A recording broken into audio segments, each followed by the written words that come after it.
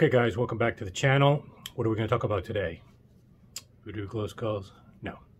We're going to talk about center channel speakers. I know audiophiles are mainly into 2-channel, but over the years, most of my friends and I have gotten into the home theater realm in the past decade, and it's been a disappointment and challenging to get performance that you feel is on par with your 2-channel setup. And so I think some of the insights that we've learned over the years I can share in this video, and in particular my experiences, that'll help you. And one of the focuses that I'd like to start with is the center channel speaker. It's a pet peeve of mine because almost all center channel speakers are poorly made, with some exceptions, of course. But when I say poorly made, I'm also including the fact that they are poorly matched with the main channel speakers. Just because you buy the same brand and that company has put XYZ model number similar to their main channel speakers doesn't mean it's a good match. You can't just flip a box on its side and throw 3 drivers in and have it sound the same as your main channel speakers. And you don't have to take my word for it. Go and audition, or even in your own setup if you have it, just play pink noise. Every surround sound processor has a level matching pink noise usually feature. Play it from the left, right, and then center, and hear for yourself. You will hear different tonal balance, even if it's technically the matching center channel.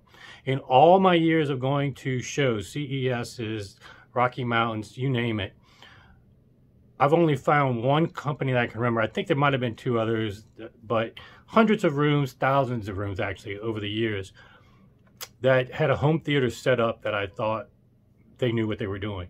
And I'll give a shout out to Cabas. It's the French speaker maker. It makes a big dome ball kind of speaker. And they had a home theater set up. Actually, I think they were just doing 3-channel. And they did 3 balls across. Now, actually, now that I mentioned it, Maggie's also, with their Bryston surround sound processor room, not too far back, I think it was the LA Audio Show a few years ago before it went defunct.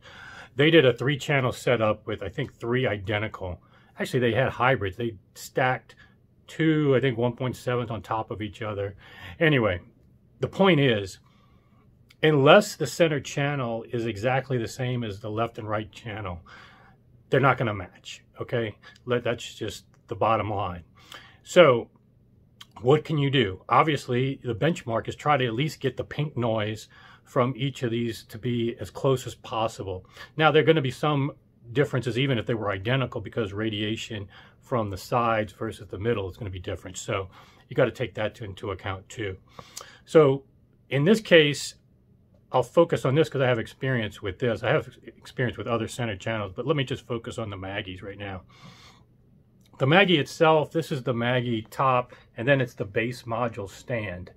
And I'll just go on record saying the top on its own, I would not recommend. It was terrible in my opinion in terms of being able to carry enough range to be satisfactory for the level of performance that I wanted. Now, for the money, again, that's another aspect of the equation. So I don't think they're ripping people off per se, but I would only buy and recommend buying the Maggie center channel with the base module stand. It also gives you the extra height that you need. Now, I've got it on a flight case that came with my lampizator, and I made that into a bass trap. It's all filled with insulation. So there's some creative things you can do with stands to make room treatment. So not to get too far off topic for this video, but just to let you know what this is sitting on and whatnot. So with the base module as a stand and the Maggie center channel on top, it's actually fairly good and a good match to my other planar main speakers, and the tonal balance is pretty close on the pink noise. So that is the main purpose of this video, is to focus you on getting a center channel that, and also radiation pattern being a dipole and whatnot, These are all things that people overlook. Just because the speaker is turned on its side and the same model number, it does not mean it's a match. And you will hear problematic things in multi-channel if your center channel does not match the tonal balance of your other speakers. If you like this video, feel free to subscribe, like, get notifications. I'll talk about rear channel speakers in a separate video, which is just as important, and some things that people definitely overlook. And I'm maybe a little controversial there, but anyway, stay tuned if you want to pay attention to that. See you soon.